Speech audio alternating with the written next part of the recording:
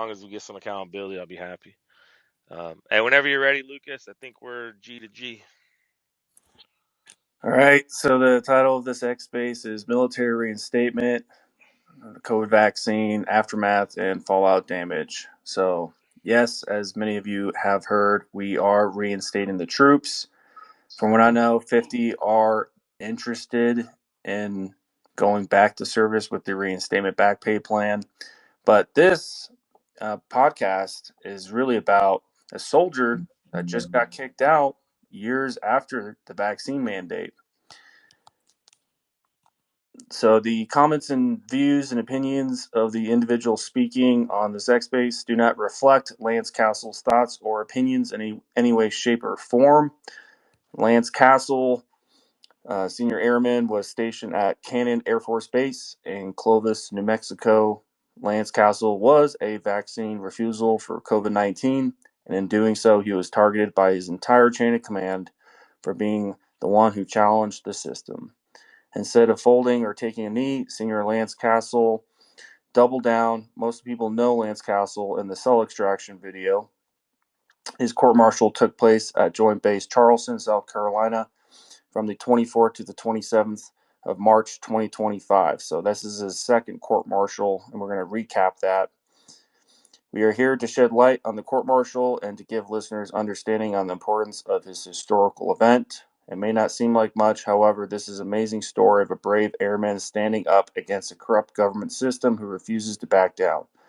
One thing, if we can all agree on, is that if the illegal and unlawful COVID vaccine mandate never would have been presented itself, then Lance and others would have never been placed in these precarious situations.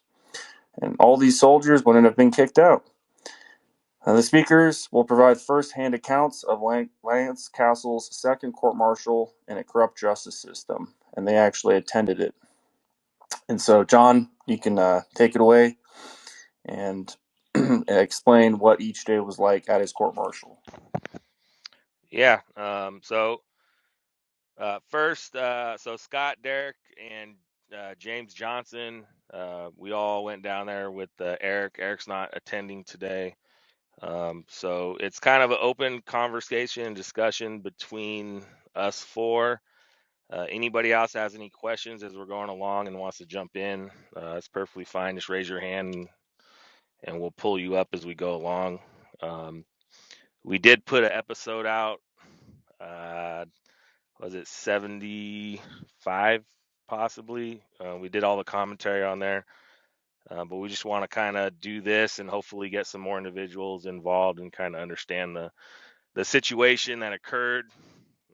So I did do a long 2-hour podcast. It was a 10-hour podcast. I combined all those 5 different videos of Lance's first court martial and his first experience. So basically, when he refused the COVID-19 vaccine initially, I covered that all the way up to basically the time that he got arrested the second time. And that's all in a 2-hour podcast. And then basically we decided to go down and support him for his second court martial. This is the first time we all kind of met each other. We went down there and we got an Airbnb. We scoped out the place. We hit a couple road bumps as far as trying to get on the post. Mind you, we're all veterans. We all have like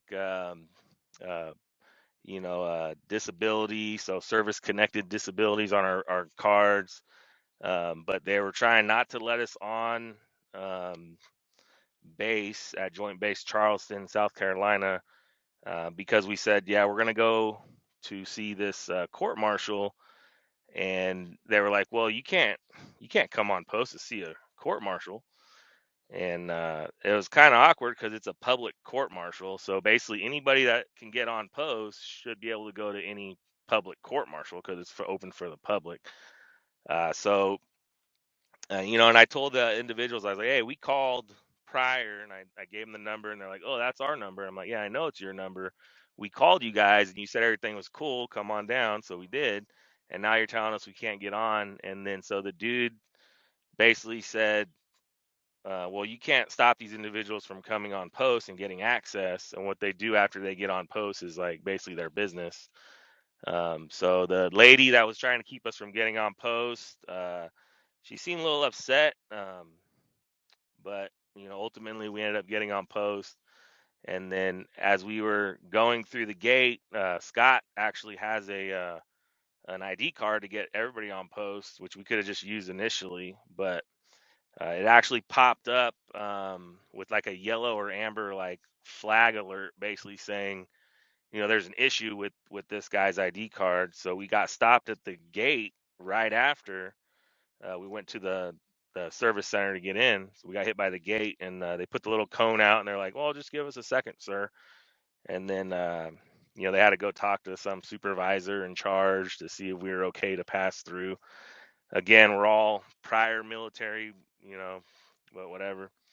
And so they come out and they're like, "Oh yeah, I guess you guys are clear." And we're like, "Yeah, okay." So we got on post. We hit a couple passes. I think it took us a good 45 minutes to for us just to get on post. We were probably the first ones there, and it took us 45 minutes to get in. Um, I don't know if you guys have anything to share on that specific timeline. I think from my standpoint, just real quick, the cool thing about it was is it was like John had stated, it was the first time other than doing our reprimando chats or Zoom calls and things like that that we were the first time we've ever like seen each other face to face, and I think it was a great accomplishment on the behalf of what our creed is and our oath, and that's to stand up for military members that have been unlawfully prosecuted against their will to fight a COVID EUA bioweapon. Right now, there's tens of thousands, if not more, military members that were unlawfully discharged or fighting in some way, shape, or form. And there's hundreds of thousands that have been injected with an experimental EUA bioweapon that have having adverse reactions, if not will be having adverse reactions. And this has gone back for what, 5 years now we're talking about. So I think it was on the flip side of things, this is what we do. We leave no military member behind whatsoever. We have individuals that are out here that that give a platform for military members to tell their story of how they were affected by this unlawful situation.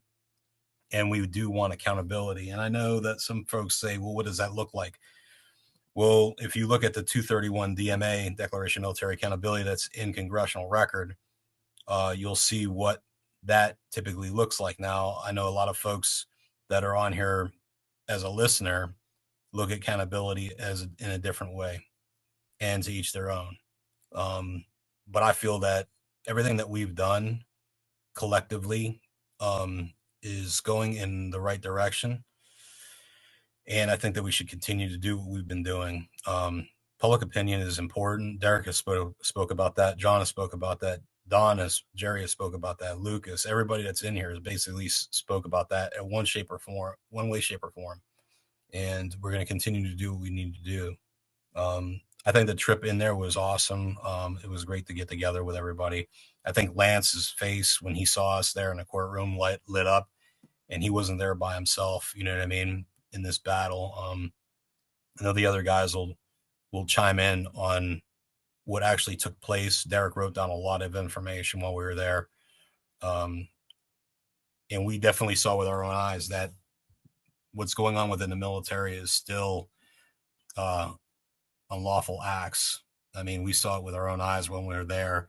There is no justice in this courtroom whatsoever, as we saw. And the other gentleman will speak on that. But I just wanted to commend them for all of us coming together and showing up on this important mission that we basically threw together, along with Mark and Bez.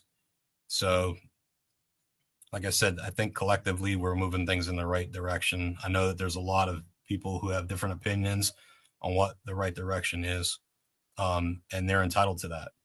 So, with that, I yield back and give it over to Derek and let him give his basically his information, what he wrote down and everything, and what he saw. But again, there's a lot that needs to be done within the military to clean it up. I mean, we need a full house cleaning, and hopefully that'll one day it'll, God willing, that'll take place. And I'm done. Thank you. Yeah, and before Derek takes over, I just want to say that after we got into the gate, like, the next roadblock was actually down at the court martial, the courthouse. So yeah, we all had to get searched. We all got wanded to get in. We couldn't take our cell phones in there. Some individuals couldn't take their watches. James Johnson couldn't take a pen inside, which, it doesn't seem like that's wrong at all because, if you ever go watch anything like that, usually that's how it is, right? You're not supposed to take anything in there like that. You're not supposed to record it. And so, it kind of seemed like standard data. But the thing is, once we got inside, like, anybody else other than us that came together as that specific group, they were allowed to have their phones and their pens and whatever else they had on them. They're in there texting, doing whatever. You know, some of their phones were going off during the court martial. So it was just kind of awkward that, we were the only ones that were getting searched to go in there and get our stuff, removed. It did seem like the first few days of the court martial, the judge he seemed really good. A really good judge. He was judging fairly. He almost seemed like he was on Lance's side, and then he kind of flipped on the third day. Um, but we can get back to the first day. If Derek, if you want to speak about, I think the first individual on the stand was First Sergeant Calhoun. He came on there, and that was Lance's first sergeant, and I mean, he was shaking. He was, stuttering. He was kind of smiling, but it was like a nervous smile. He kept looking at Lance, and I think Derek, if you had those notes available, you can kind of go over what you've seen throughout that time period. Okay, so my notes don't start until I think midway through day one, because at that point I hadn't realized there were these notebooks that not in the lobby. They're like sharp advertisement notebooks. So I went ahead and grabbed one of those, and snagged a pen, and brought that in with me, and took notes about halfway through the day. But yeah, as soon as we walked in, it was kind of obvious that he looked like like a sad puppy. He looked real guilty. He was trying his hardest to make eye contact with Lance just about every time. He was doing his best to say things in a way that made Lance, look as good as possible, I think. Yeah, he just overall just looked really regretful of the entire situation. I think all these people had kind of realized the totality of the situation after going over, the legal process and actually taking the time to sit down and read the stuff that Lance was sending them and really take it into consideration, because I think all of them throughout this entire process, every single one of them, you got to see that they realized, if they had just done their due diligence and actually looked into this when it was sent to them, instead of sticking their head in the sand, so that they didn't have to have, they could maintain like plausible deniability, and they didn't really have to do anything about it if they didn't know. All of them, kind of had that same feeling, but this guy, he seemed the most regretful. He tried to, like I said, tried to make eye contact with Lance as much as possible. When he was leaving the courtroom, he made sure to ask about Lance. He asked if he could stay there and watch the trial. And I guess since he was a named victim, they said that he wasn't, or since he was going to give his statement later on, that he wasn't allowed to stay and watch. So he had to leave the courtroom. Trying to go off of memory, because like I said, I don't have notes for him. But yeah, overall he seemed really just overall kind of regretful that and I think he had started to realize how much he had let let one of his guys down by kind of cowering to the positions above him. And later on throughout the court proceedings or whatever,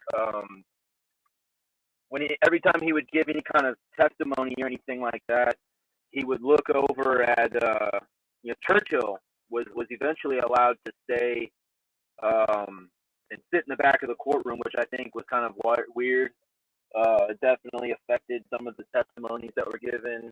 Every time he would say anything derogatory about Churchill, he would look at him sitting in the back of the courtroom, because I'm pretty sure this guy still is superior.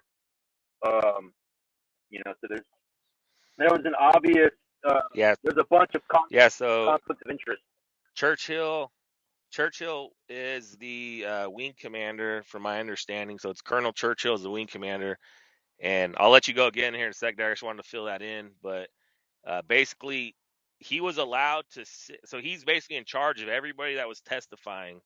So he was allowed to sit there and basically watch everybody testify, and it almost looked like it was to make sure that they were saying the correct thing and not the wrong thing, because he was literally sitting there staring at these individuals as they're answering questions, testifying, which, I don't know, in that entire case, like, it just sounds kind of corrupt that your boss is sitting there watching you testify. So yeah, he's the MSG. Churchill is the MSG group commander. I stand corrected. Just so you guys are kind of understanding what he was and what he did. And they let go ahead, Derek. They let him stay and sit in the back because he was technically a named victim in the case. So he's allowed to, due to our court system or whatever, he's technically allowed to sit in. So, like, because of that technicality, he was allowed to just sit in the back and look at these people while they were giving their testimony. And yeah, I think he was kind of not necessarily, trying to sway their, but not, make sure that they couldn't, what am I trying to say here? Kind of like couldn't uncork entirely. They would still have to maintain, this decorum and professionalism. They couldn't really let it all out and say, speculate or anything like that, because they would still have to see this guy in their day-to-day, and he still has heavy influence over them and their lives. He can, with his signature at the bottom of some paperwork, he can make their lives really suck. So I think that had a heavy influence on people's testimonies. But I think overall the biggest issue in this was the fact that the DoD has still never admitted the unlawfulness of the mandate. So they were able to treat this instance of Lance's court-martial as an entirely isolated incident, as if it didn't stem entirely from the refusal of the COVID vaccine mandate. And any time that his defense lawyer, would even mention these pre-existing circumstances, the defense would, like, entirely without shame stand up and say, objection, that has no relevance. And then there was like this obvious, the entire time there was a shameless, like, we know this is not wrong, but we're going to we know this is not right, but we're going to shove a square peg into a round hole any way we can by weaponizing the mechanics of the legal system. And we're going to get him on these technicalities where, yes, he technically called, a superior officer. He made them feel disrespected when he called them a horrible leader. So technically that's disrespecting a superior officer. And so we're going to run with that and try to book him on as many bullshit charges as we can, and ignore the reality of the situation, and ignore that he had like this stellar career all the way up until the moment of the COVID mandate. And then all of a sudden, everything goes downhill from there. So they weren't playing very honestly from the rip. And the judge seemed to kind of notice that. And the first day or so, it was very apparent that he was kind of seeing through that. and he seemed to not really be jaded by it, but yeah, kind of ultimately towards the end that kind of flip flop. But we can stay on day one. I forget who came up after his first sergeant, but somebody have that on the top of their head. Let's see. I'll see where my notes start.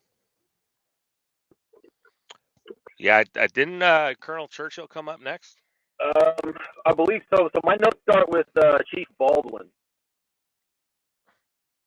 Okay, and just to put it in perspective, the MSG commander, Colonel Churchill, he's also the individual that gave Lance an order basically saying that he could not basically record anymore at work. So if you were tracking Lance's first court martial, he was doing a lot of recording. So anytime he talked to somebody verbally, like in person, on the phone, wherever, he was recording it because these individuals are actually falsifying charges. And a few of the charges that he got not guilty on, for his first court martial, which were all not guilty, but a few of those charges were only not guilty because he recorded the conversation. So he went into he reported into work and was getting counseling, and basically there was like first sergeants and other individuals in the room, and this commander was counseling them, and they basically said that he called his commander um, something, I forget what it was, but anyways, they all kind of, he never said basically that his commander was whatever, and the only reason why he got off the hook is because he had that recording. So Colonel Churchill actually told him, hey, you're no longer able to record at work or anything like that. So basically, what had happened was he decided, hey, I'm not going to work no more, I'm done with this. And then that's when he ended up getting arrested. So Colonel Churchill kind of put everything into motion. But yeah, Colonel Churchill was the second one to take the stand.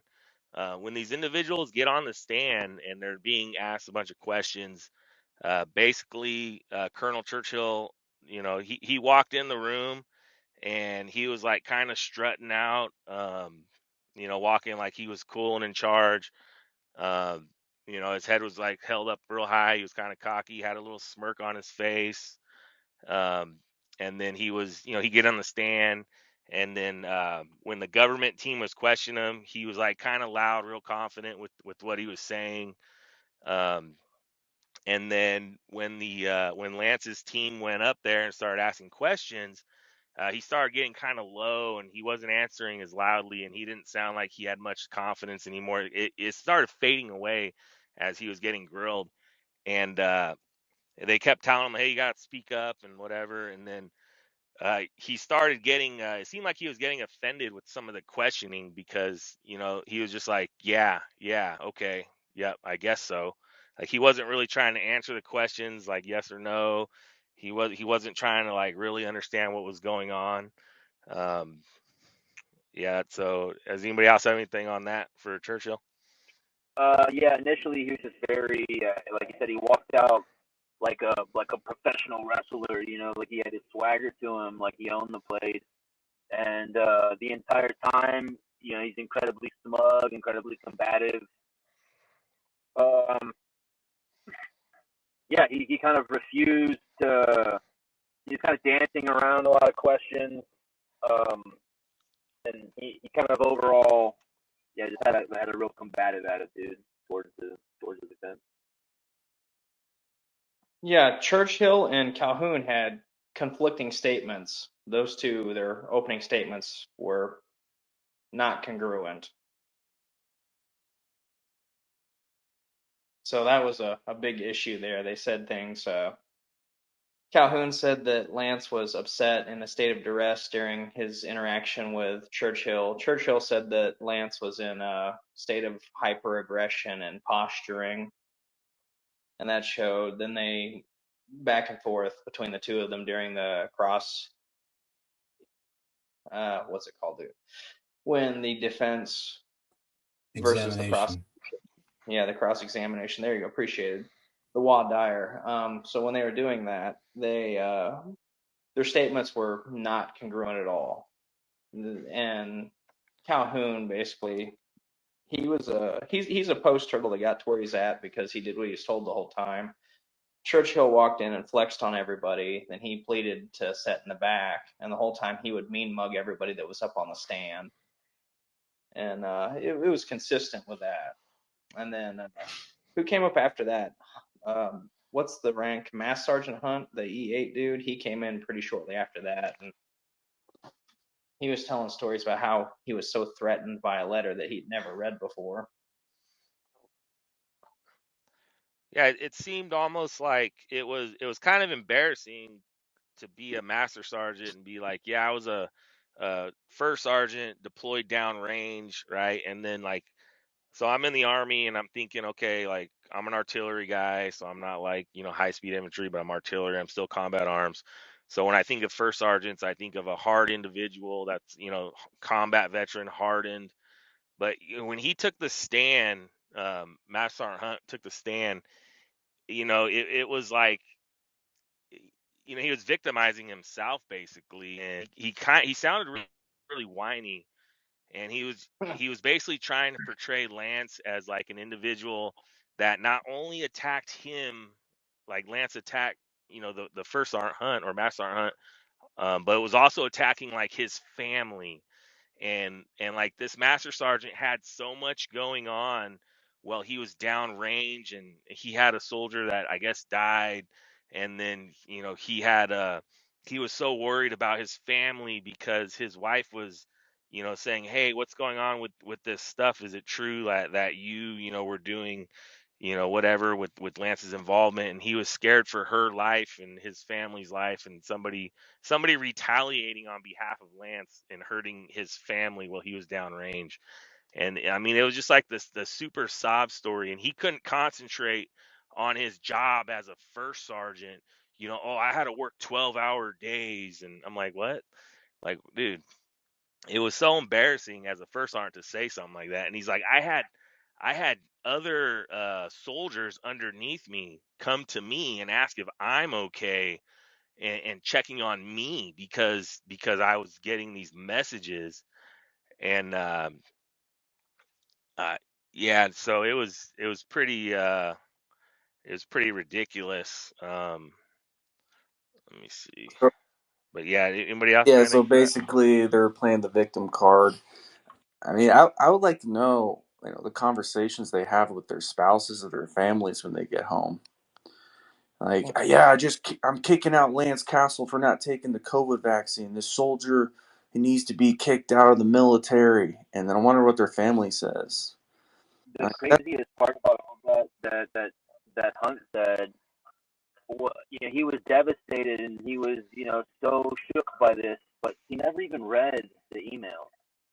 He admitted to like control search. Oh, hey, for clarification, real quick, it wasn't Sergeant Hunt that was downrange. That was Master Sergeant Carey. So that's my fault. Roger.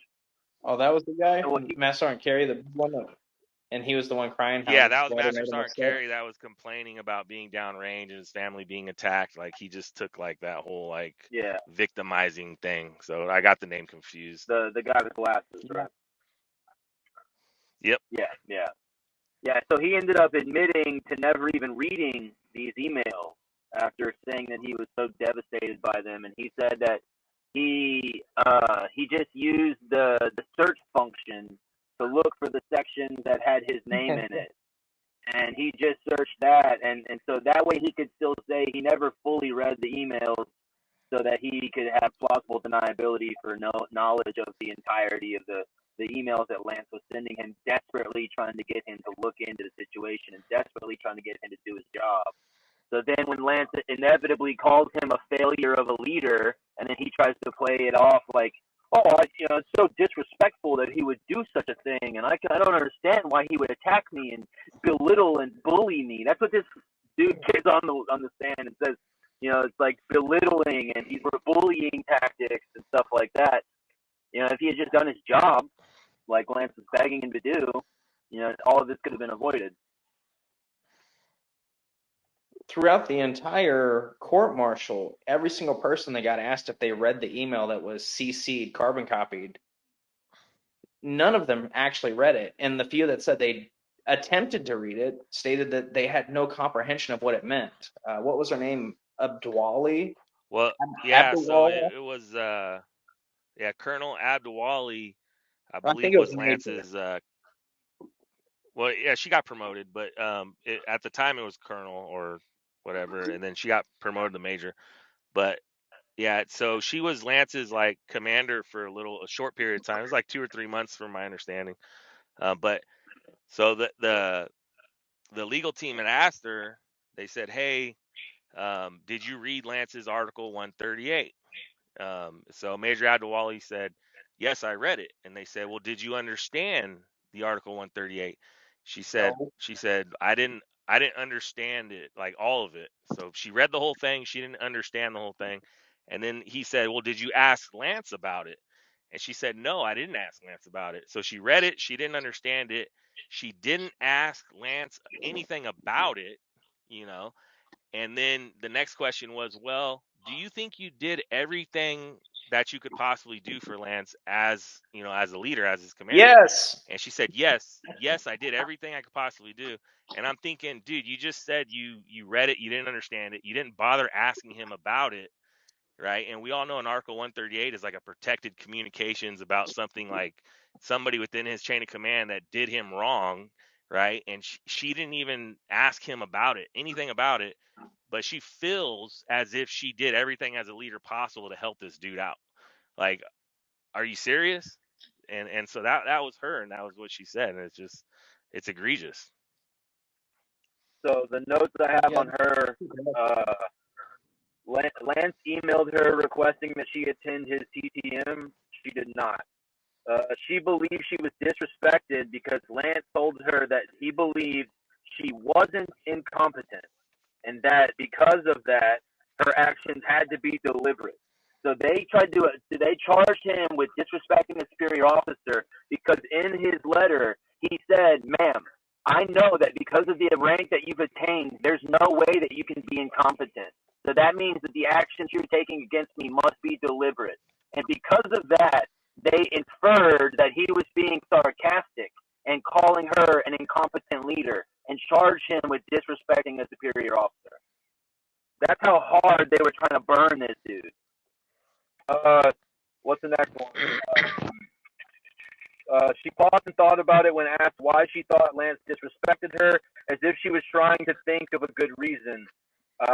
She relied heavily on information from medical professionals when making her review of Lance.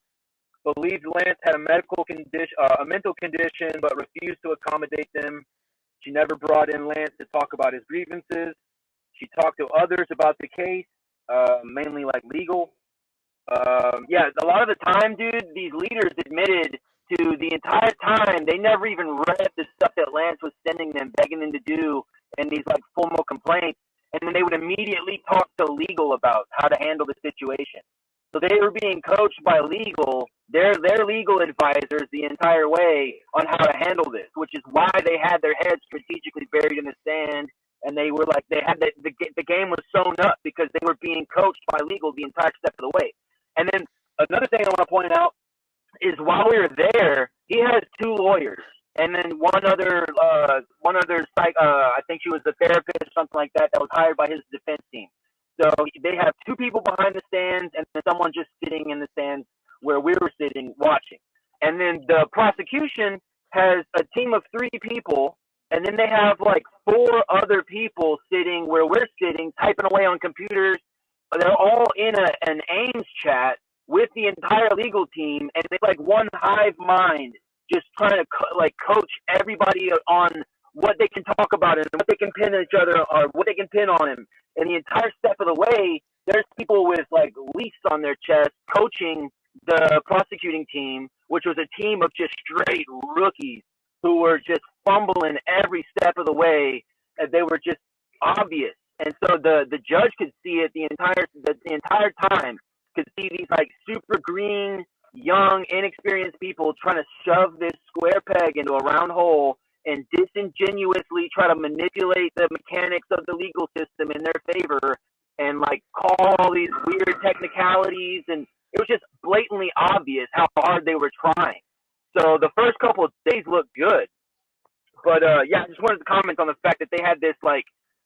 Eventually, I started sitting behind them because I was kind of upset at how they were just able to. They were like passing post-it notes to one another. You know, if the judge would say like, you know, hey, is that the end of your, you know, spiel? Do you have any more questions or whatever? And the prosecutor would look towards the crowd of people and basically be like, hey, do you guys have anything for me? What else you got? And they would pass him a little post-it note, and then he would try to throw a layup, you know, or try to make some desperate shot that would just get shot down. But if there was an obvious, excuse me, if there was an obvious like team of people trying to twist every lever they could, every mechanism they could of the law to find these like little technicalities against Lance, and then they redacted like everything that mentioned COVID and all of these messages that he sent. They redacted it. Anything that mentioned like anything that was favorable. This thing looked like the JFK papers. Like the entire thing, and the only thing they didn't leave redacted was him saying like a failure of a leader. You know, like anything that made him look bad, they would leave there, but the rest of it was all redacted, and you couldn't bring it up. And yeah, it was wild. Hey Derek, how many pages was that paper that they posted? And like 80% of it was redacted. I think it was like 83 or 85 pages, and almost all of it was blacked out, other than like 2 paragraphs where they filed an excerpt. Yeah, there was quite a bit of blacked out. Yeah. All of it. And then there was so Major Abdulwali, he was found not guilty for disrespecting Major Abdulwali, apparently due to her incompetence. But furthermore, let's see, Colonel Bergen, I believe, was the wing commander, and he was getting asked a bunch of questions, and basically he didn't know Lance basically, you know, got tackled at the gate the first go around. So Colonel Vasquez set up a TTM appointment for Lance to go to, and this is his first arrest, his first time he had pre-trial confinement. So he set up a TTM appointment. Basically, if you look at the evidence, it looked like he set this appointment up basically to get Lance arrested at the gate. So he set this like sting operation up, and so Lance was coming in to go to the TTM appointment, and he gets snagged up at the gate by, you know, MPs and all that shit. So he gets arrested. They didn't read him his rights. They sent him to pretrial confinement. He gets you know, strip search, butt naked. They check him out. Then the next day he gets the cell extraction done, and so they're asking Colonel Bergen, like, did you know all this stuff occurred? And basically Colonel Bergen, from what I recall, kind of like denied everything. Like, he didn't know Lance got, you know, snagged up at the gate. He didn't know there was a cell extraction. Like, he didn't know all these little details and all these things. And he didn't have the understanding that Colonel Vasquez like set up this TTM to snag up Lance the first time. Because this all goes back to the very first time. This very first court-martial all goes back to the first incident, refusing the COVID-19 initially, getting attacked, like, and then getting arrested, and then all the way to now. And so he didn't understand any of this occurred, because what Colonel Bergen did was he set up an investigation into Colonel Vasquez. All right, and I believe it was from that 138. So he wanted to make sure that Colonel Vasquez was doing everything he could as a commander, basically, to support Lance and not do anything wrong. So, what was the commander that investigated into Colonel Vasquez? I'm trying to remember who it was. It was Roche. Yeah, Colonel Roche. Roche. Colonel Roche. Yeah. So Colonel Roche, I think, was the MSG commander. before Colonel Churchill. So Colonel Churchill replaced Correct. Colonel Roach, and so he had the previous MSG commander investigate into Colonel Vasquez to make sure Colonel Vasquez wasn't doing anything wrong to Lance. But see, Colonel Roach was already like intertwined in this fucking web of shit. So basically, Colonel Bergen had Colonel Roach investigate into Colonel Vasquez, and all it appeared like, if you know like the fine details, it was like a big cover up. He wanted Colonel Roach to cover up the fact that Colonel Vasquez wasn't doing anything wrong. Because if Colonel Vasquez was doing something wrong, that means Colonel Roach did something wrong. If Colonel Roach did something wrong, that means Colonel Bergen did something wrong.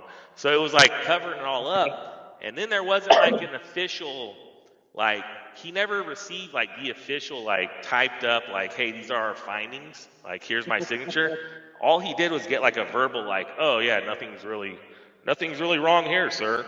So it was like the, you know, him trying to say, oh, I did an investigation into what was going on, and the findings was nothing, so everything's cool.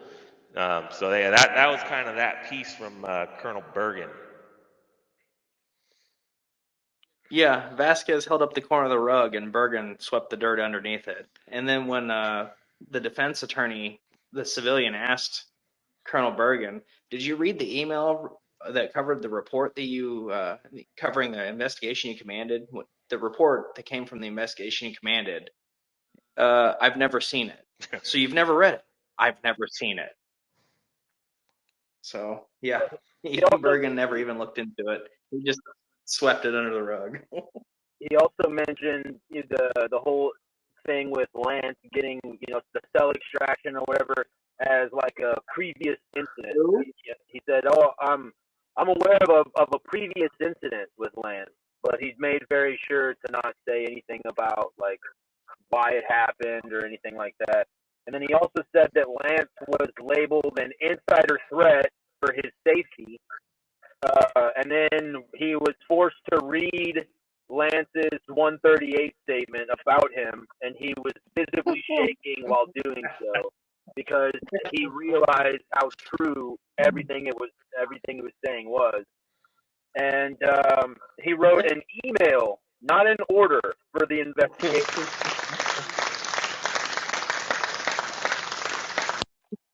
And let's see. That investigation was conducted by the person's direct supervisor. He stated that Lance was a violent threat, but his ultimate goal the entire time was to return Lance back to work. So he contradicted himself. He was basically lying and trying to say that the entire time I was just doing everything I could for him, and I just wanted him to come back to work because they were trying to hit him with these AWOL charges. And so he was really heavily saying, like, yeah, we just wanted him to come back to work. You gotta be at work. The entire time he was ignoring the grievances that Lance was expressing, and then trying to say that he was doing everything for him, and I did everything I could as a leader. And then while reading Lance's 138, you could see that he was realizing how untrue that was in real time. None of them had read any of it or were aware of actually what had been said or done. They just started filing paperwork on him from the get-go.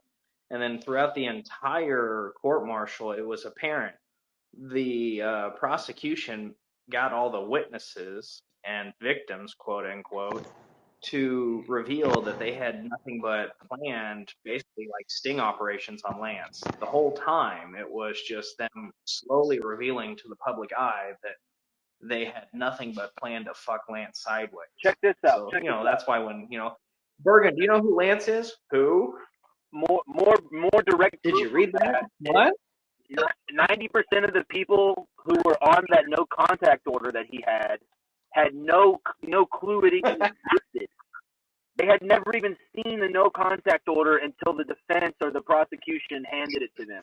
They were given these no contact orders by top down, basically because Brigade Legal or whoever at the legal said, hey, we need to silence this dude, so we're going to give him a no contact order. And then there were, I forget who it was that was basically requested no contact orders on other people's behalf because she felt anxiety by being contacted by Lance about his problems that had happened to him before. And she wanted him to just handle it on his own without involving her in it because she was no longer, in charge of him. So it wasn't her job anymore. Yeah, Dwali. Yeah. So all of them, deliberately just refused to do anything or took any easy out they could to say, oh, well, not my problem. I'm not going to touch this with a 10-foot pole, and every single one of them now is covering up for themselves. And yeah, the prosecution was talking to people in the hallway before they were giving their testimonies. They were handing them their statements and having them sign them right in front of us. I saw one of the people before they give their statement say, "What's this?" And the prosecution says, "That's your statement. We need you to sign it." What? Right. So I have a point of contention. Is the command allowed to tell a subordinate that, no, you're not allowed to use the open door policy, no, you're not allowed to converse with me? Is that morally sound and ethical? I mean, to tell someone that I don't want to hear your grievances and to go fuck yourself? Because that's, in short, what it was. And if you bother me again, I'm going to hem you up with everything I can. No, it's the same. Is that how the command is supposed to work? It's open door policy, so it's 24/7. So regardless, you have the opportunity to do that. It's just the grievance went back to the COVID-19 mandate, and that's where everything sparked from. And then so we all know because I did Article 138, Lance did a 138, freaking Mark Bashaw did a 130. Everybody sent their communications up, and we either got ignored, attacked, shut down. It's they didn't want to hear it, they didn't want to deal with it. So the best thing to do is ignore it or deny it, or I didn't read the whole thing.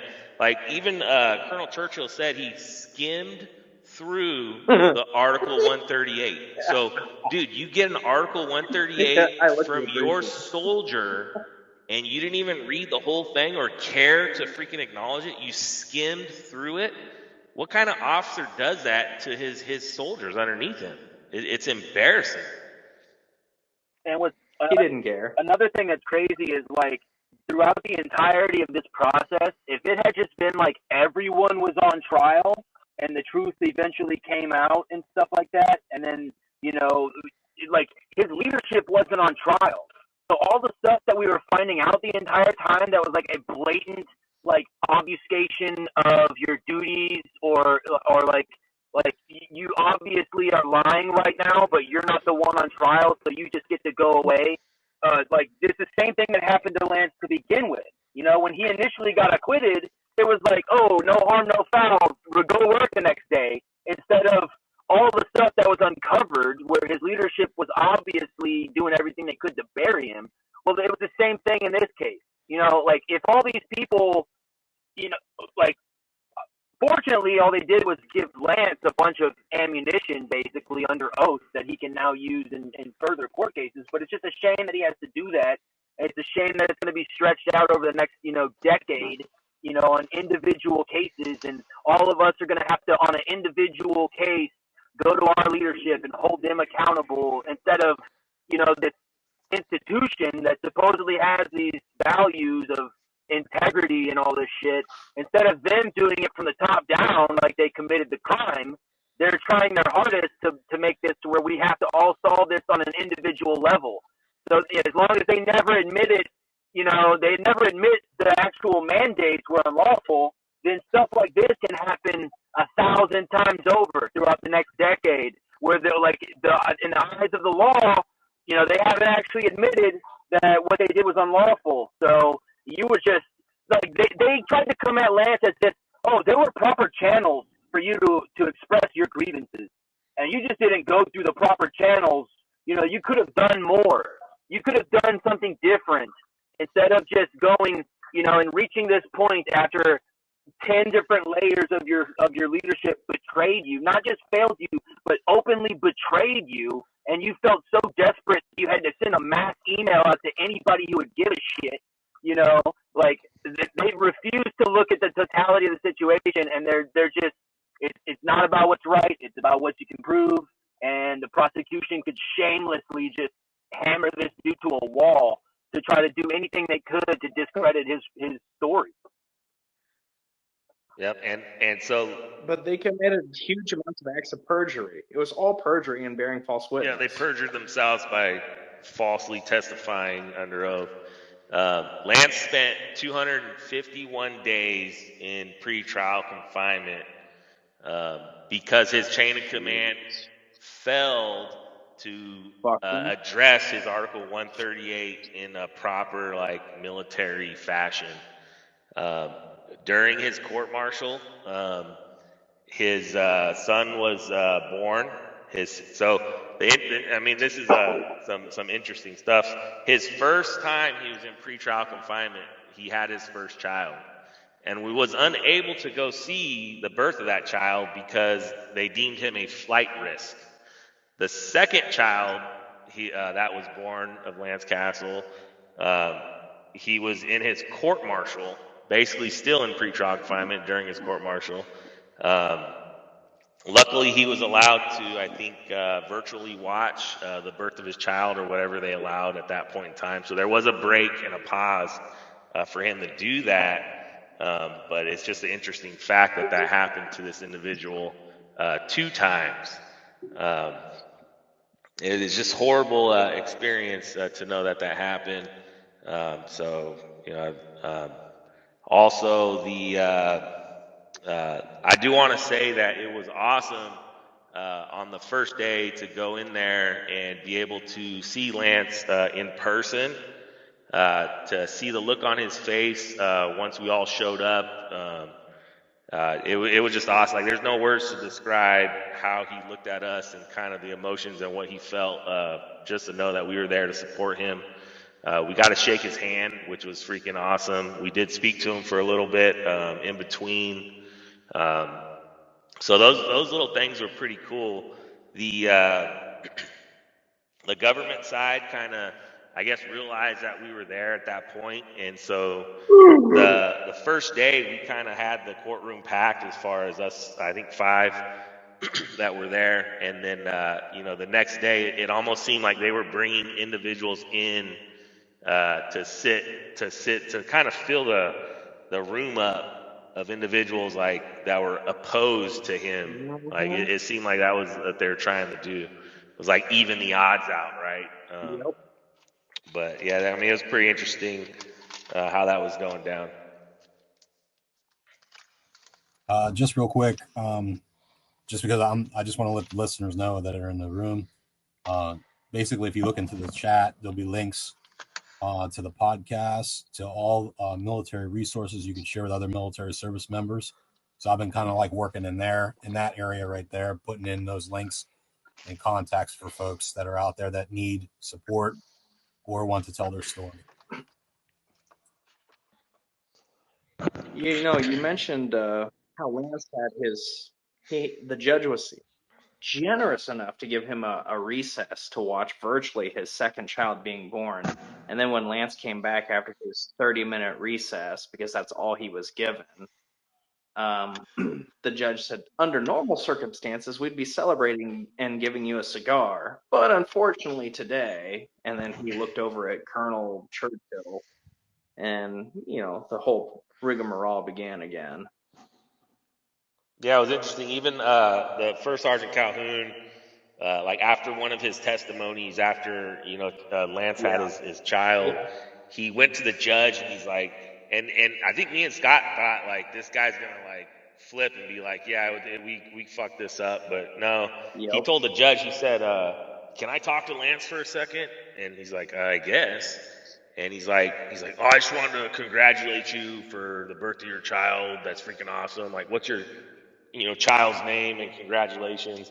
And it was like so awkward. Like, you're testifying against this dude, basically saying how bad he is and how he messed all this stuff up and how you felt as a leader, but yet like you're trying to be buddy with him and freaking like congratulate him for the birth of his child, and that's so awesome, bro, and we're so happy for you. And it's like it was so twisted. It was like, it almost seemed like really like that first sergeant, he also came up to us during one of the breaks and was like, "Hey, I just want to thank you guys for coming out here and supporting Lance and like shaking our hands and stuff." And Derek wanted to attack him, but I'm like, dude, he literally he feels bad for what is going on because he understands that they fucked up. And he's like, you're so far into something, whether it's good or bad, like you can't turn around. You can't like take all that back. Like you're in it. So you're gonna have to fucking sit here and just keep pushing, follow it through until it's over. And you could tell he felt bad for what he was doing and kind of what was going on in that whole scenario. It was ridiculous. Yeah, I think he was kind of playing a role because he was realizing how much he failed as a leader. So I think he was trying to put on this whole like, I still care about you. You're still my soldier. I always cared about you type of bullshit. Yeah, but it was like an obvious fact. Yep. Yeah, it kind of sounds like, the officers and the soldiers that were persecuting Lance Castle.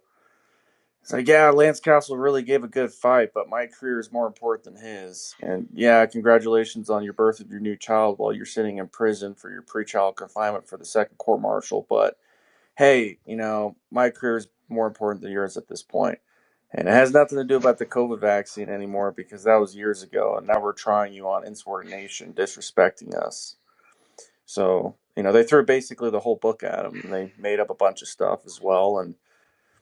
But the good news is that Lance is free finally. And he's able to spend time with his children. And he's going after in the private sector and the civilian side to try to rectify the charges that were placed against him and all the injustices. Similar to Mark Bashaw, I mean, I would be curious to find out. I mean, what's Mark Bashaw's thinking? With Vindman, they got the names of the people that persecuted everyone. I've got a stack of paperwork right now as we speak. And I don't really want to go after the captains or lieutenant colonels or the colonels. I mean, the generals should have stopped this. They're the ones that said that the FDA approved vaccine was good to take, and then it got later rescinded within 24 hours. It was never approved to take. The vaccines were never FDA approved. So they could have stopped it on day one. They could have reversed it all, but they didn't. No one did their research, and everyone trusted in the system. And yeah, I wonder how many of those persecutors that went after Lance Castle, I mean, do they actually feel bad? Or are they just, making up empathy? As good leaders, you have to have this fake empathy. If they were genuinely cared about Lance Castle, they would talk to him and say, hey, I'm sorry I'm persecuting you, but this is the truth. I care about my career over yours. Just tell them the truth. Tell them why you're doing it.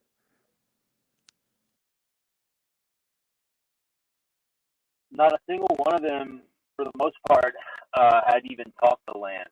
Had ever actually made contact with him directly. They were avoiding him at all costs because as soon as you listen to his story, I mean, he has the truth on his side. He has like righteousness on his side. So you have to either be on his side or ignore him, or choose the wrong side. And a lot of these people, thought it would be easier to just ignore him entirely instead of listening to what he had to say. And unfortunately, those are people in positions of power who have only managed to fail upwards into even more positions of power. I think Raymond might have a question or a comment. Yeah, I just wanted to add here. Hopefully, you can hear me all right.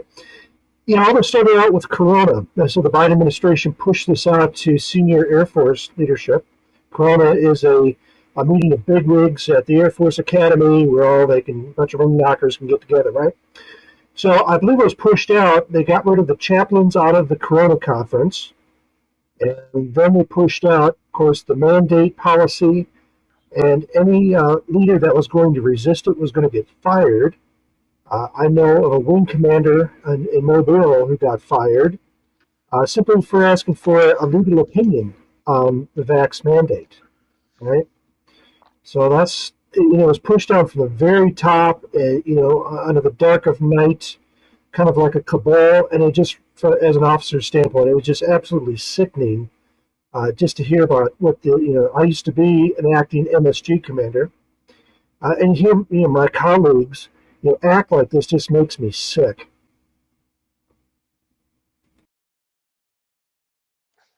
Yeah, exactly. Raymond, have you followed Lance's story? Um, I guess from the first time to now. I saw it on the internet as far as that video they had of them just ganging up on him and rushing his cell. And I Yep. was like, what the hell is going on here, right? A good working definition of evil is the lack of empathy. And I think that's what you're seeing in this whole COVID era. There's a bunch of people who had no empathy whatsoever, just cultic, following the rules, even though it was against the law. I understand that 10 U.S.C. 1107 was not brought up in the proceedings, which shocks me. Right.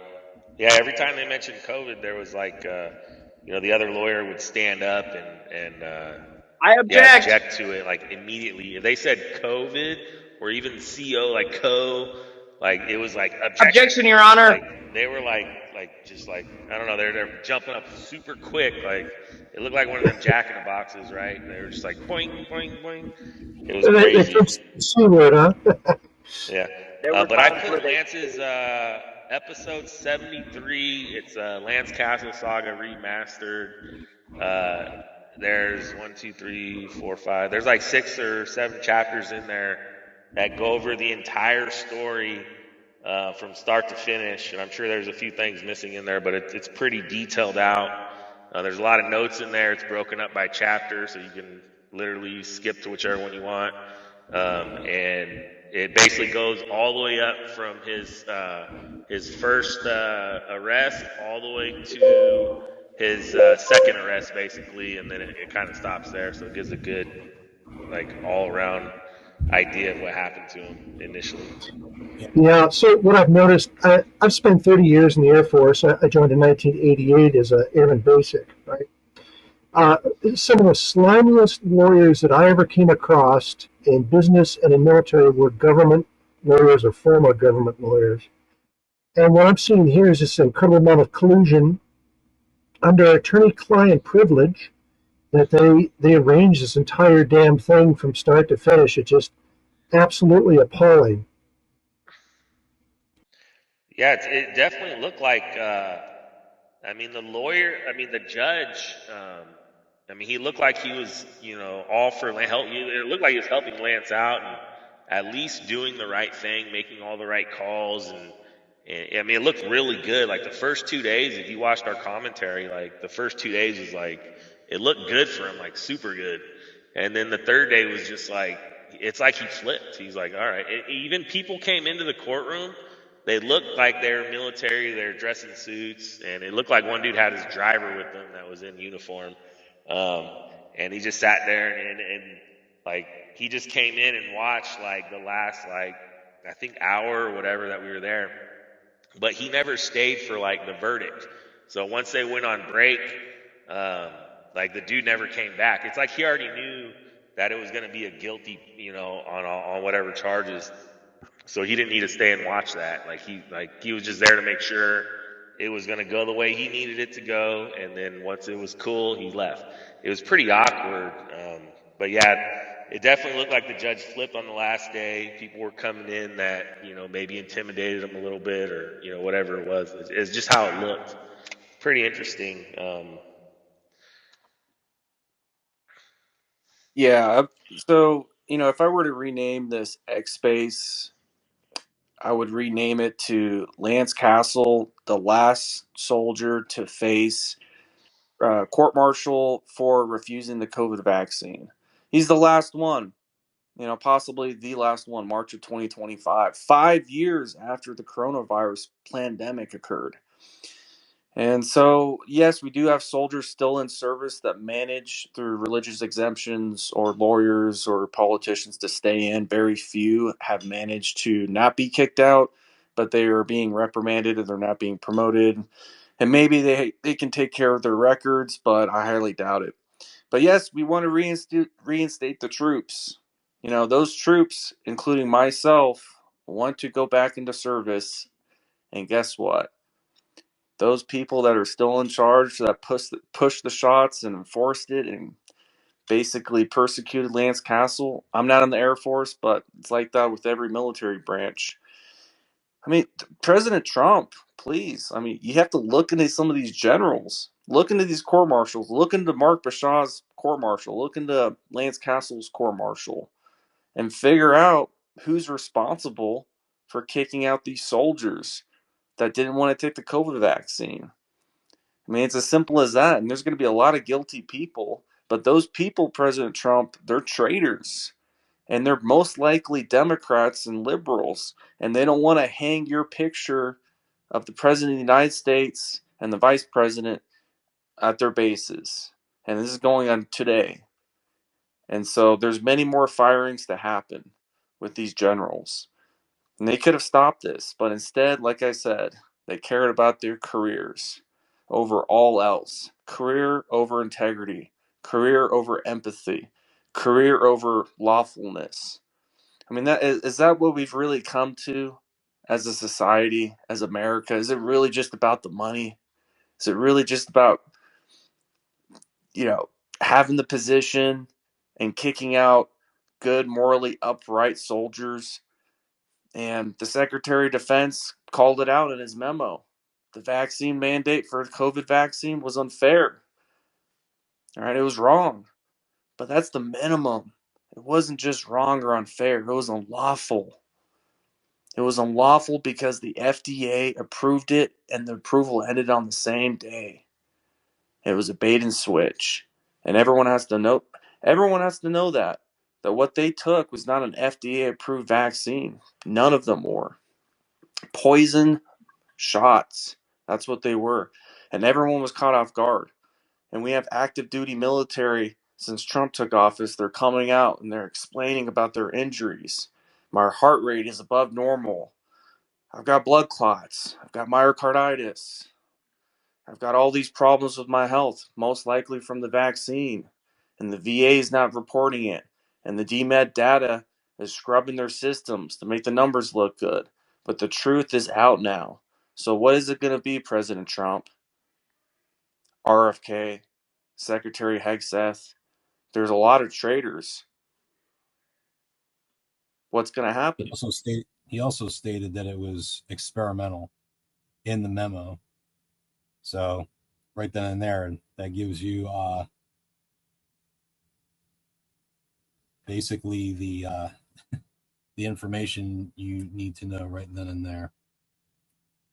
Don wants to speak. You want to give him the go ahead there? Yeah, go for it, Don. He's one of the soldiers that actually ended up surviving the COVID vaccine mandate, but just like Lance Castle, they kicked him out for other reasons other than the COVID vaccine. So go ahead, Don.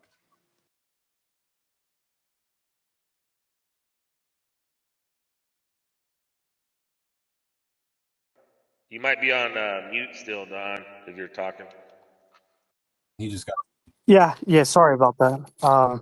I got kicked out for extremism and supremacy because I was posting about being unvaxxed, post story hour for kids, things of that nature. And my command ran with that, and they separated me a day before, but I was supposed to go on Christmas leave, so they made me stay near base, politically detained me. But hearing you guys' stories, and all of it just coming together is one of the reasons why I'm so passionate about going around city to city, town to town. My main target right now is Clarksville, Tennessee. General Brett G. Sylvia, he had a soldier basically fired from the army or kicked out 10 hours before he was set to retire after 20 years, an enlisted man. His name is Mythos. And this man had a wife and kids, and I thought my story was bad, but I'm just going to say it was really fucked up when I heard that, and I was shocked and appalled, like, beyond reason. And, part of the game plan is I'm going to go to Clarksville. I'm basically going to hand out all those flyers to the junior enlisted, and I'm going to post it all over the city as well. I'm trying to get in contact with local news agencies too, and I'm going to make sure that General is welcomed on base or not welcomed in his hometown or in that town, and he's up for a Senate confirmation hearing to get promoted to 3-star.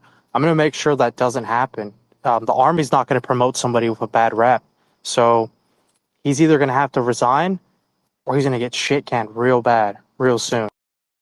Everything goes well, and that I'm going to do it one by one chain of command if I have to. There's going to be so much disruption that Pete Hegseth and Donald Trump are going to have to tell their middlemen that are writing these policies, hey, fuck off.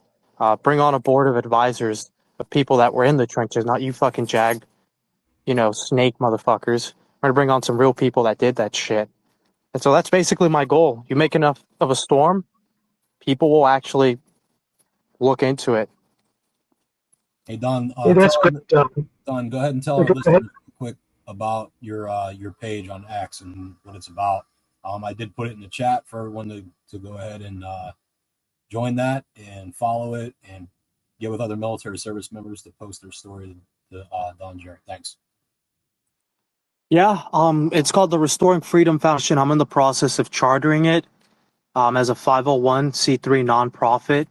So I'll have legal protection and I'll be able to raise funds because I do want to commit myself fully to this, but unfortunately I have to work in the meantime, which is fine.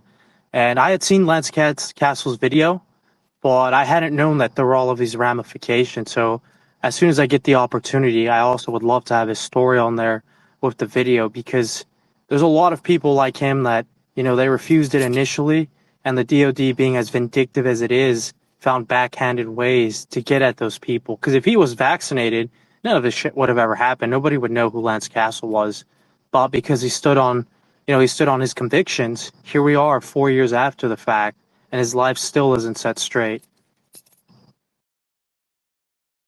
Hey, Don, if I can offer a suggestion here, definitely get as much press coverage as you can. So I'll give you an example.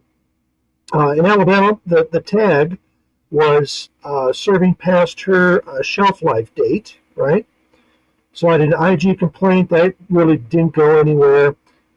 Nothing to see here. Move along. And then I contacted the press in Alabama, and she was fired almost immediately, or air quotes, retired, and that was a 2-star, right? So one thing that this monolithic military can't stand is press exposure. That, it's like lifting up the rug and all the roaches flee, right?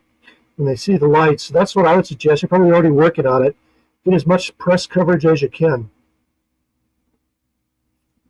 Hey, thank you for that. I'm taking every avenue of approach that I can, and I'm open to all opinions that are going to streamline this and optimize it. Because, if we let this be forgotten, we're basically going to get pigeonholed the way the Vietnam vets did, that went through a lot of really bad things.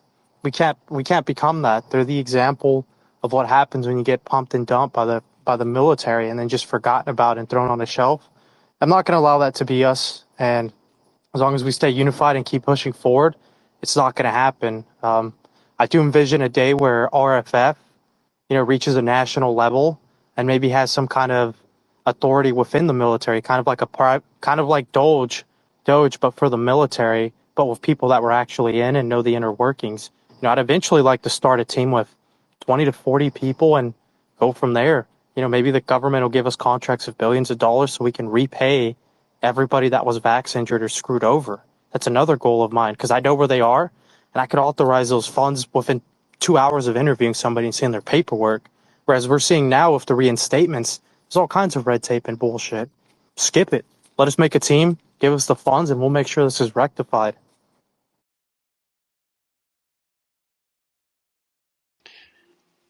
All right. Well, since everyone has been here for a while, this could be. I've got, like I said, a paperwork trail of my discharge paperwork, but just to set the tempo, this could be a whole nother X space of what actually went on with these counselings. And this was the 28th of September, 2021, when I got counseled for not taking the COVID vaccine. And so this is a little treat of what it was like inside the military being reprimanded for not taking an experimental, unfair vaccine. according to the Secretary of Defense, Pete Hegseth. But this was under Secretary Austin. On the 24th of August, 2021, the Secretary of Defense, Secretary Austin, directed the Secretary of the Army to begin full vaccination of the U.S. Army against the COVID-19 disease. On the 8th of September, 2021, First Lieutenant Lucas Wozniak, that's myself, you declined to receive the COVID-19 vaccine. And this is how messed up it gets right here. Number one, the purpose of the COVID-19 vaccines is to prevent the spread of the COVID-19 disease. Did that actually happen? Did it actually prevent the spread of COVID-19? Number two, the COVID-19 disease may be present in a possible area of operation. Number three, the COVID-19 vaccines are safe and effective at preventing COVID-19. False. It's totally not. It reduces the risk of severe illness and death. The vaccines reduce the risk of people spreading the virus. That's also false. And that causes COVID-19. While you may have side effects after your vaccination for COVID, these are normal and should go away within a few days. It typically takes 2 weeks after vaccination for the body to build protection against the virus that causes COVID-19. You are not fully vaccinated until 2 weeks after the second dose or 2 weeks after the single dose. It mentions the CDC. Number four, you are hereby ordered to become fully vaccinated with a COVID-19 vaccine that has received full licensure from the Food and Drug Administration, the FDA, in accordance with FDA-approved labeling and guidance no later than 15th of September 2021, subject to the availability of vaccines. This is a lawful order. Failure to obey this order may result in punitive or adverse administration action. And this is the catcher right here. Looking back on it, voluntary immunization with a COVID-19 vaccine under FDA emergency use authorization, or I quote, World Health Organization emergency use listing in accordance with applicable dose requirements. Look at that. So you got the FDA approval that only lasted 24 hours, and the World Health Organization also giving their recommendation to take an experimental vaccine. So that is just one of the many counseling reports that I received. Soldier refuses to be vaccinated, flagged for violation of Article 92 on the 4th of November 2021.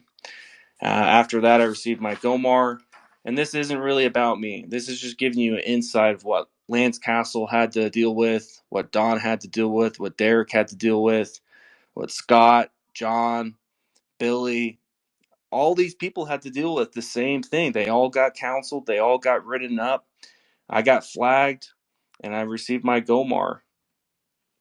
And it went all the way up from my captain, battalion commander, lieutenant colonel, all the way up to the brigade colonel, all the way up to the general, and it hit Secretary Austin's desk for him to sign off with my GOMAR, General Officer Memorandum of Record. And yep, I got all this right here. All the signatures, all the counselings, all the paperwork, just for refusing a lawful vaccine that didn't have an FDA approval. And I look back on this paperwork, and it's embarrassing. It really is. I think the most important part of this paperwork, if I can bring it up, was from my company commander. Let's see what he had to say. I'm not going to name his name out. All right, here we go. I have reviewed the reprimand, the circumstances of this misconduct, and all matters enclosed to First Lieutenant Lucas Wozniak. Permanently file the reprimand in the soldier's records. I make this recommendation for the following reasons. Failure to follow simple orders after clear risk mitigation for not taking the COVID-19 vaccine is unacceptable. As an officer, Lieutenant Wozniak has a responsibility to set an example for others to follow. He has proven he is not capable of setting an example, even following proper mitigation of risk, because putting other soldiers at risk for not being vaccinated is a violation of law. That's the best one right there. So, like I said, everyone had to deal with this.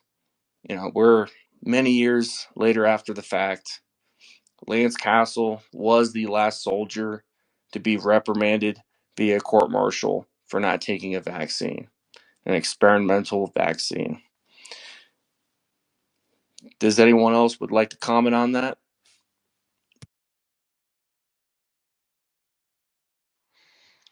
Hey, I just want to say basically, one, I appreciate the today's outcome. Everybody that showed up to listen to this, and I can tell you that I know Lance appreciates it. Um, everybody appreciates the support. As I would like to think that we all have something in common. Um, we all stood up against this tyranny, regardless if you were in the military or not, or maybe you discovered later on what happened, and now you're taking a stance. Regardless, we're all in this fight together, and I just appreciate everybody for being here. So thank you. Yeah, that's something that we need to highlight because for the last few years we've been kind of pigeonholed into this being just a military issue, but in reality, it's only because of what happened within the military that we kind of forced them to us forcing them to rescind the mandate. Basically, was what stopped the mandate, in civilian sector, and everything that happened to us within the DoD, we can extrapolate onto the civilian sector. So that's like, people in the medical industry, police officers, firefighters, teachers, anybody really. The only difference is we have signatures. We have all the proof and everything. So even in the civilian sector, just look at as our fight is your fight, and if you can push what we can prove, we can basically start an avalanche of a public and make them aware of like the reality of what they did to us and the fact that they were willing to use us as lab rats, because there's all this money set to be made behind this new technology. And when people, good people within the DoD started to see what was happening and they started to blow the whistle on it, instead of listening to those people, they did everything they could to silence them because there was so much money set to be made. So, I mean, yeah, basically, if I could get anything out there, it's that we need this to get out of just the military community. We need everyone to be aware of the reality of what happened, because the only reason they're able to get away with this whole back pay bullshit and all this, this gaslighting and everything's okay because they got this Trump bump as far as recruiting goes. The only way they're able to get away with that is because the general public is still entirely unaware of the reality of what happened. This is such a nuanced issue. Everyone gets caught up in the whole, everybody has to take vaccines when they get in, and they're unaware of the nuance between the EUA and FDA approved and all that. It's like a really, every time you talk about this to somebody, you got to bust it down for 20 minutes before you can get to the meat and potatoes. But that's the fight we're fighting, and then we're fighting against the psychology people that fell for it and the people who may have unknowingly put this stuff in their kids. And we just we need to get this out of just the military sector and into the mainstream zeitgeist so that we can start to make change and take ground in the opposite direction, because we're 3 or 4 years behind the ball on this and they're only making forward progress, and they have zero desire to pump the brakes at all. So all we got to do really is change public opinion in our favor. The truth is coming out, so we just need to weaponize the truth and put a full-on PR campaign against new technology and make it to where nobody wants to touch it. with a 10-foot pole. That's my little spiel. So thank you very much for having us, and thank you guys for taking the time to listen to us tonight. And we're trying to do everything we can to fight this fight, and hopefully we can try to spread this weight onto some other shoulders, because this is really crushing us.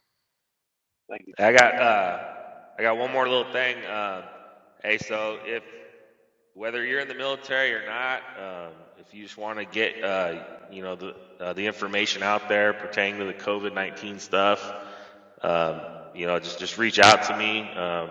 Myself and Scott would love to get you on the podcast. Like I said, whether you're in the military or not, doesn't matter. We just need to get the information out there. We need people to understand what happened. And if you have a podcast and you want to, do something together, I can, I'll come on your podcast. Scott will come on your podcast. I can grab some other people I know that are willing to do podcasts, and I can send them your way. So it's not about me getting famous, because I don't even want to do this shit. Like, I just want to fucking go back to my life, but it got taken from me, so I'm trying to get that back.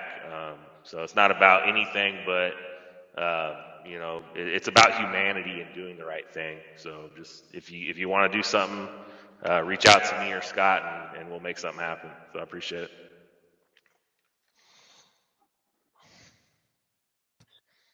All right. Well, just to end it out, here's the last most important memorandum. This is the day before my birthday, the 20th of January, 2022. The memorandum for service member continuing to refuse mandatory COVID vaccination. Subject, order to receive first dose of COVID shot. Number 1, you were previously ordered to become fully vaccinated by receiving one of the 3 approved COVID-19 vaccinations. To date, you have refused all orders to become vaccinated. Number 2, you are hereby ordered to immediately get the first dose of an approved vaccine, either the first in a 2-shot series or the single dose of Johnson & Johnson vaccine. This constitutes a lawful order, the violation of which may result in adverse administration action against you. The soldier shall have initial desired option, signed below. Here are the 2 options. Number 1, I will comply with the above order to immediately receive the first dose of the approved COVID-19 vaccination. Option 2, I refuse to comply with the order above to immediately receive the first dose of an approved COVID-19 vaccination. And which one do you think we all chose? I'll leave it there.